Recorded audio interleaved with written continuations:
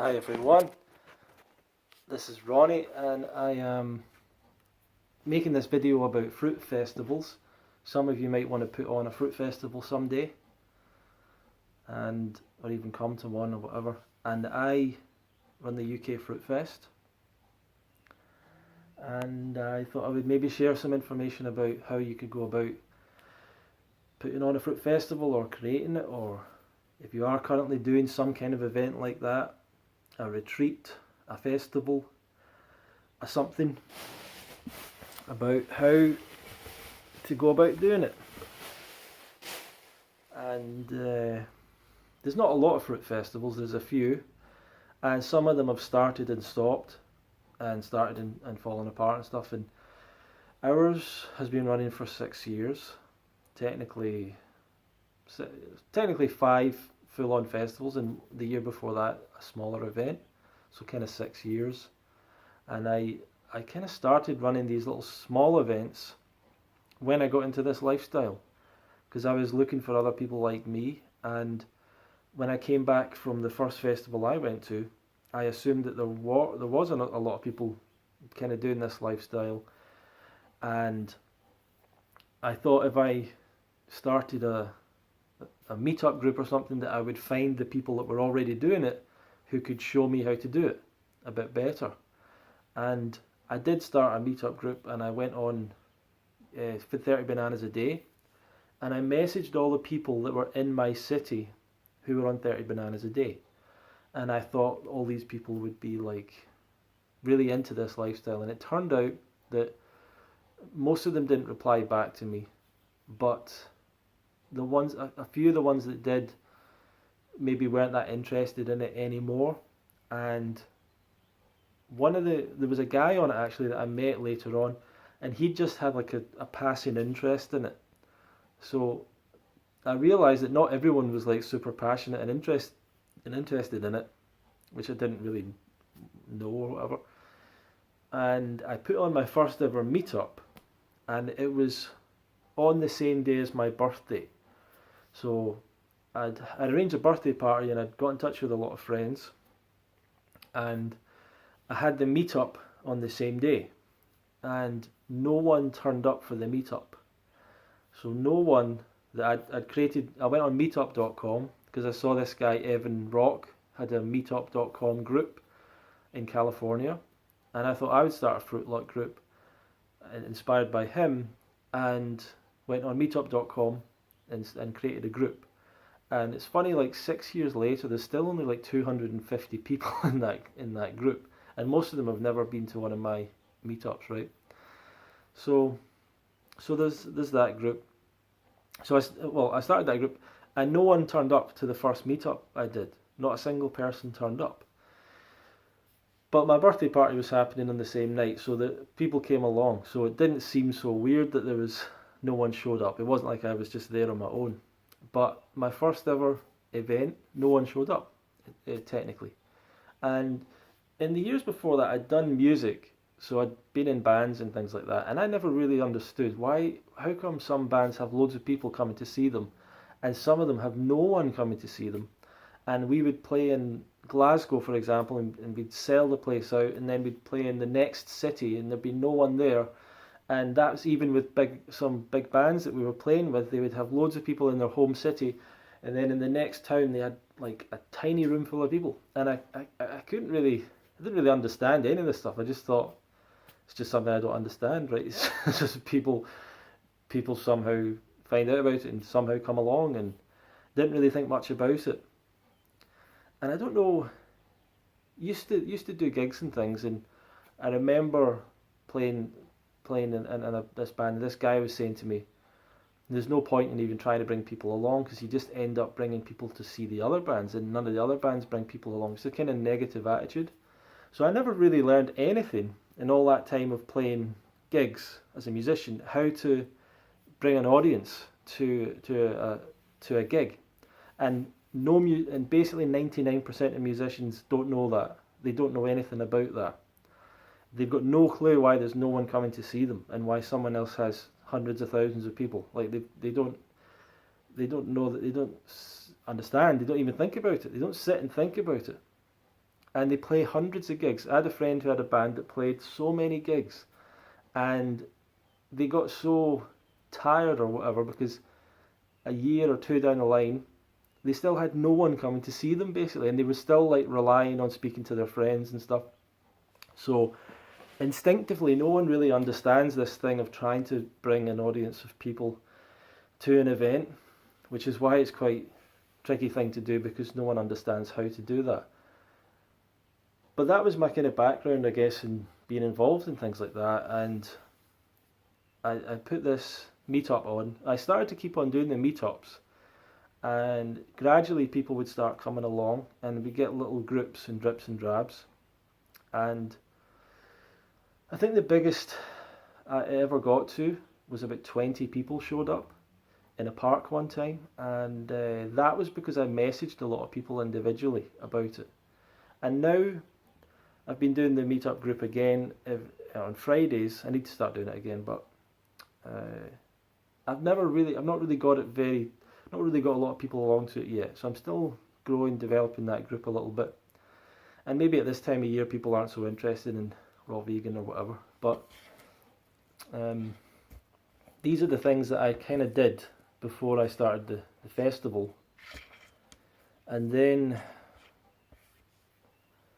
I went to a thing that was, what was it? After the first Woodstock I went to, there was a London meetup. Some of you might have been there, for all I know. There was a London event at which I think there was 15 people there. And it was a girl called Pilar who, I don't know, she's kind of disappeared now. Maybe she's watching these videos for all I know, but she organised it all. She'd been at Woodstock, and she organised for a whole bunch of people to come together. And some people were coming from other countries and everything, and it's pretty cool. I don't know if you know Tobias and Melanie from MT World or something. I think they're a fairly big YouTube channel, Instagram channel, for like raw vegan fruitarian stuff. They were there. A guy called Robert Raymark, who's on a lot of the forums, the Raw Viking, he has some videos, he was there. Simon, who's at the UK Fruit Festival, he was there. A bunch of people were there. But what was funny was on the Saturday night of this little weekend, there was a big party, and must have been 50 people there. That's why I'm saying that some of you might have been there, because 50 people from London turned up to this huge party for 80-10-10, right? Which is really weird. But that's at the time it was like a big deal. And the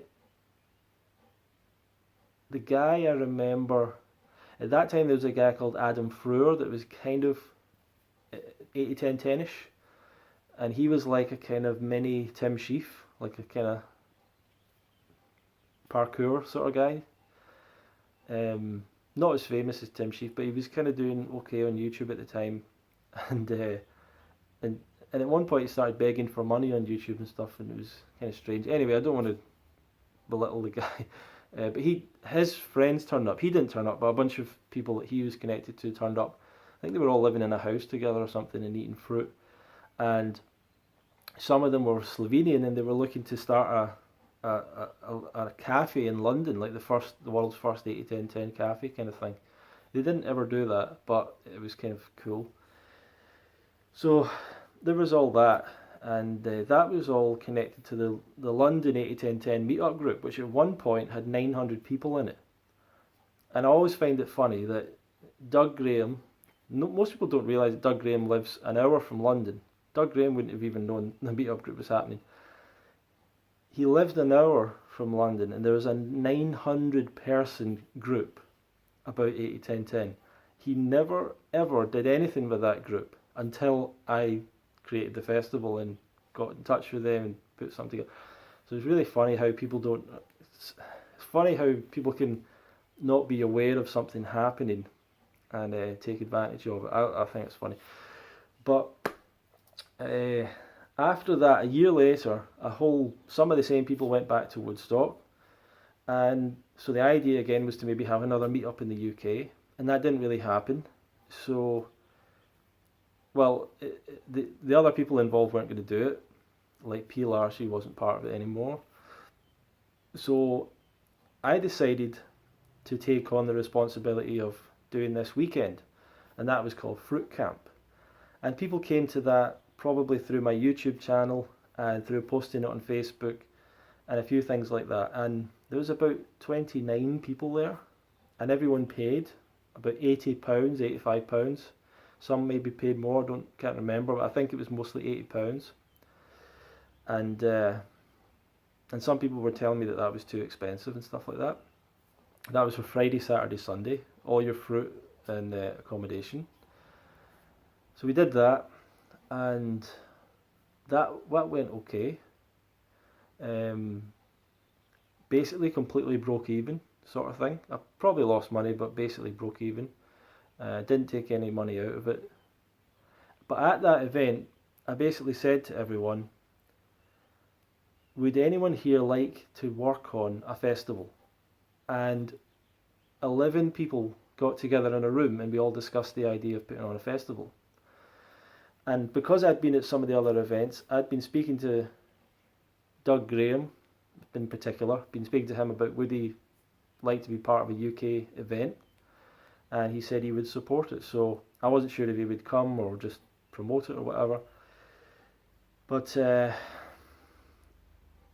those things made me think it could happen, and so I started to work on the idea of the festival. And in the first year we had a group of people, and a few of them did a lot of work, and most of them did very little work or not much. But that was okay, because the few that did a lot of work, particularly Helen and a good lady called Hildy, they did a lot of stuff and really helped out a lot. And I had to go down and drive around different places and try and find venues and stuff like that. And I was doing this out of my own pocket, you know. And not only that, but I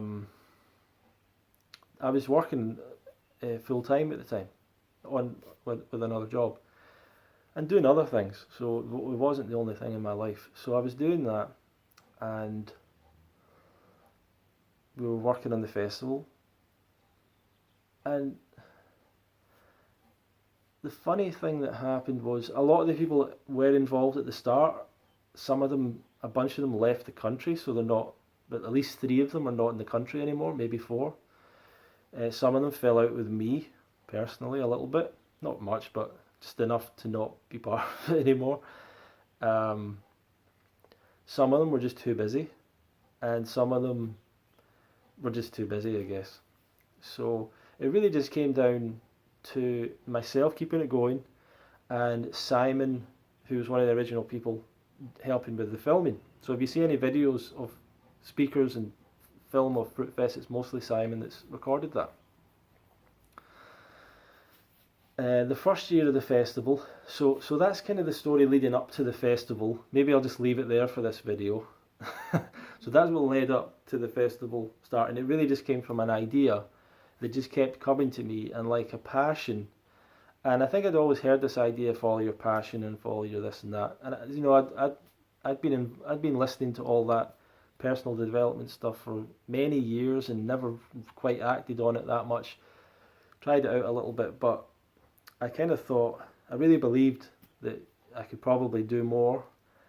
And the connection of the passion that I had for this lifestyle and for the events, and how I felt on the diet, that together made me actually do it. I had this confidence from doing this lifestyle that made me push myself to actually do it. So that's the first video, my little story, going from running an event that no one came to running the fruit camp, and then that turning into the idea for the fruit festival happening. So that's where we'll end it for this video, and I'll do another video. And if you're not really, you can comment below if this isn't interesting or you don't want to hear about this on this channel, then just let me know. But hopefully it might be interesting to you. And the next video will start about this. We'll start from working on the first fruit festival and how we made that happen. So thank you very much for watching. If you're interested in getting a free book about the raw vegan lifestyle, there's links below in the description box. If you're interested in coming to the UK Fruit Fest, look in the box below as well.